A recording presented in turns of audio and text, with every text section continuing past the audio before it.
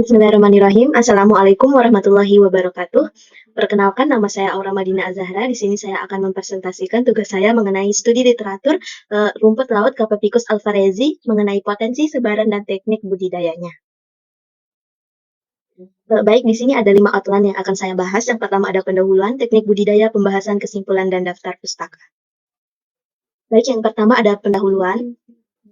Rumput laut merupakan salah satu komoditas unggulan di sektor kelautan yang memiliki nilai ekonomi dan manfaat yang sangat penting dalam berbagai bidang, terutama industri seperti pangan, farmasi, kosmetik, dan tekstil. Nah, teman-teman, di sini saya akan fokus membahas satu jenis rumput laut, yaitu Capopicus alvarezi. Apa sih Capopicus alvarezi itu? Nah, ini merupakan rumput laut berjenis alga merah yang dimana telah dibudidayakan secara luas di wilayah pesisir Indonesia. Spesies ini dikenal karena kandungan kappa karaginannya yang tinggi, yaitu jenis polisakarida yang penting yang diekstrak dari dinding selnya.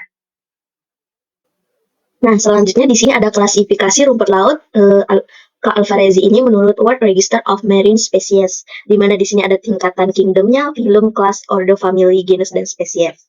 Kemudian untuk ciri permukaannya dari rumput laut ini, dia memiliki permukaan kulit yang licin namun agak kasar karena adanya bintik-bintik yang bergerigi. Kemudian ia memiliki bentuk talus yang bervariasi dari sederhana hingga kompleks. Kemudian rumput laut ini tumbuh menempel di substrat keras seperti batu dan karang dengan bantuan holdfast. Nah, karena tadi Capopicus alvarezi terkenal karena manfaatnya, di mana salah satunya ini manfaat keraginannya sendiri, yaitu sebagai pengental dalam produk makanan dan minuman, kemudian stabil dan emulsifier dalam produk farmasi dan kosmetik, bahan baku, pasta gigi, tekstil, dan industri lainnya, yang biasa kita gunakan di kehidupan sehari-hari. Nah, di sini ada sebarannya teman-teman, di mana awalnya dia ditemukan di perairan Kalimantan. Spesies ini kemudian dikembangkan secara komersial di berbagai daerah, bahkan hingga mancanegara mancanegara loh. Budidaya secara intensif di Indonesia mulai dilakukan sejak tahun 1985 menggunakan bibit dari Filipina. Nah, di sini kemudian ada keragamannya, ia memiliki keragaman morfologi seperti warna hijau, coklat, hingga kekuningan. Jadi bukan hanya merah. Kemudian faktor lingkungan seperti suhu, arus, dan salinitas mempengaruhi keragaman fisiologis dan biokimianya. Ya, baik, selanjutnya ada teknik budidayanya. Nah, bagaimana sih cara membudidayakan rumput laut ini? Nah, terdapat beberapa teknik budidaya yang umum digunakan, di antaranya sistem patok dasar, sistem rakit apung, dan sistem longline. Di sini kita akan membahas sekilas, namun kita akan fokus nantinya di sistem longline. Yang pertama ada sistem patok dasar. Konsepnya itu, dia menggunakan tali tempat bibit diikat, dipasang secara horizontal antara dua patok, bisa berbentuk kayu atau bambu yang ditancapkan ke dalam perairan yang dangkal. Kemudian sistem ini cocok untuk perairan yang tenang dan dangkal. Kemudian untuk kelebihannya, ia memiliki biaya yang murah, mudah dilakukan secara tradisional. Kemudian kekurangannya seperti tidak cocok untuk perairan dalam atau berarus yang kuat, kemudian rentan tertimbul sedimen atau lumpur saat pasang surut air laut. Nah, yang kedua ada sistem rakit apung. Bibit diikat pada tali yang tergantung atau digantung dari rakit bambu atau kayu yang mengapung di laut. Kemudian ia digunakan di perairan yang agak dalam atau bergelombang, yang ombaknya besar gitu ya. Kemudian ia memiliki kelebihan lebih stabil terhadap ombak. Lokasi bisa dipindahkan sesuai dengan kondisi laut. Kemudian kekurangan sendiri seperti biaya rakit yang cukup tinggi, kemudian butuh pengawasan lebih untuk perawatan. Nah, yang ketiga ini ada sistem long line, yang dimana sistem ini menggunakan tali utama atau PE yang dipasang horizontal di atas permukaan laut dengan pelampung atau pemberat. Bibit diikat pada tali ris yang digantung dari tali utama. Kemudian kelebihannya sendiri seperti efisien untuk budidaya skala luas, produksi tinggi cocok untuk komersial, dan ia memiliki kekurangan seperti rentan rusak akibat ombak yang besar, kemudian perlu peralatan tambahan seperti tali ris dan pemberat. Namun perlu diketahui teman-teman, sistem longline ini adalah sistem yang bisa dibilang paling menguntungkan karena dia menghasilkan nanti banyak rumput laut ketika panen. Nah, di sini kita akan fokus mengenai metode longline, di mana berikut beberapa langkah-langkah budidaya dengan metode ini. Seperti yang pertama, kita lakukan persiapan wadah untuk budidaya. Bisa menggunakan tali PE ukuran 4 mm sepanjang 2 sampai 3 meter, kemudian tali diikat pada kayu penyangga setinggi 25 cm, bisa 50 cm, bisa 70 cm, tergantung variasi kedalaman. Kemudian pada ujung kayu kaitkan tali pemberat bisa sepanjang 6 mm, panjang 3 meter untuk menahan posisi. Selanjutnya, dilakukan persiapan bibit dengan menyiapkan bibit rumput laut ini misalnya berbobot 100 gram. Kemudian dipilih bibit muda, segar, bebas hama, dan bebas kotoran. Bibit diikat ke tali PE 4 mm menggunakan tali rafia dan kabel kies. Kemudian bibit ditanam pada jarak kurang lebih 200 meter dari garis pantai dengan jarak antar bibit 25 cm.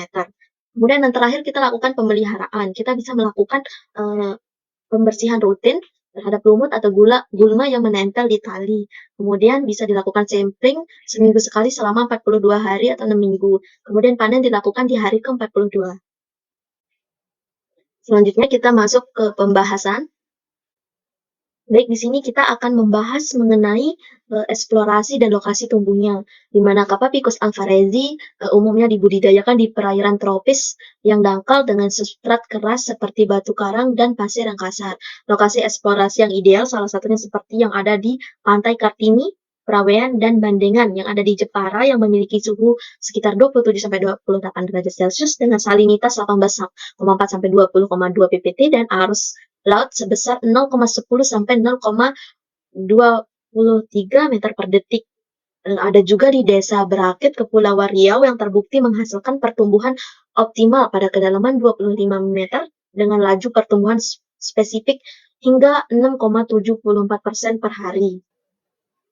Di Nusa Tenggara Barat sendiri banyak terdapat lokasi budidaya rumput laut ini seperti di Lombok Tengah, Lombok Timur, dan Lombok Utara.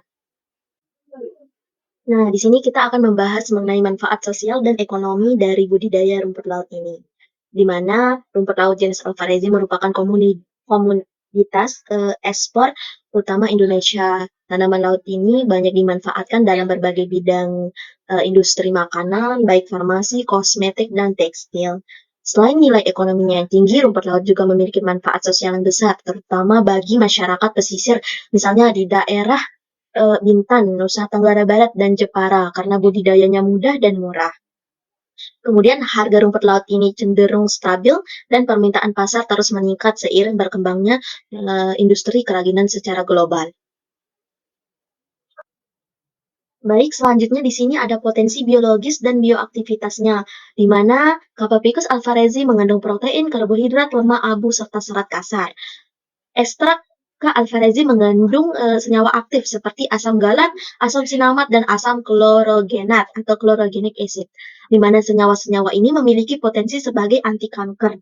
Penelitian menunjukkan bahwa ekstrak ini bisa menghambat pertumbuhan sel kanker payudara MCF7 dalam uji laboratorium. Selain itu, efektivitasnya akan semakin tinggi jika ekstraknya diformulasikan dalam bentuk liposom yang dimodifikasi untuk menargetkan reseptor folat pada sel kanker.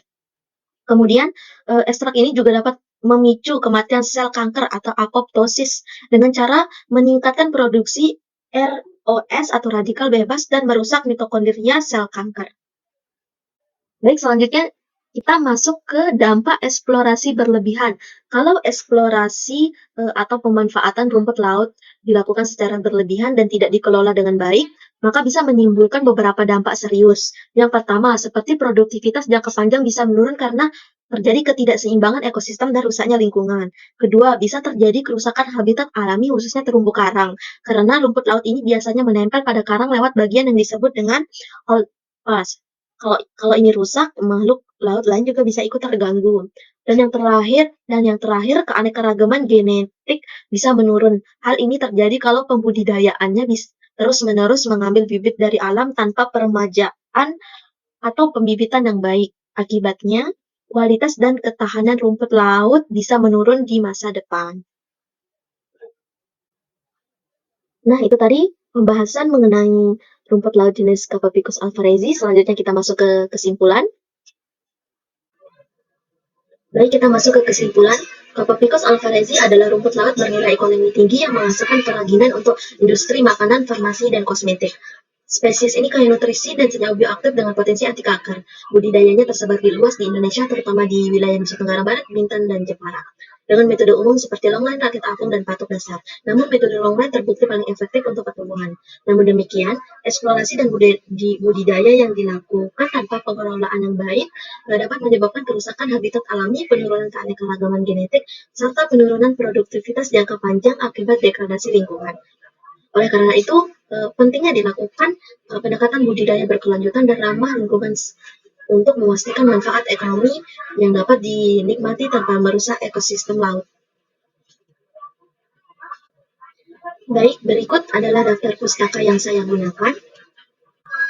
Baik, sekian presentasi dari saya. Saya minta maaf apabila ada kekurangan. Terima kasih atas perhatiannya. Wassalamualaikum warahmatullahi wabarakatuh. Terima kasih, dan bagi teman-teman yang ingin bertanya atau menanggapi, silahkan dilakukan di kolom komentar. Terima kasih.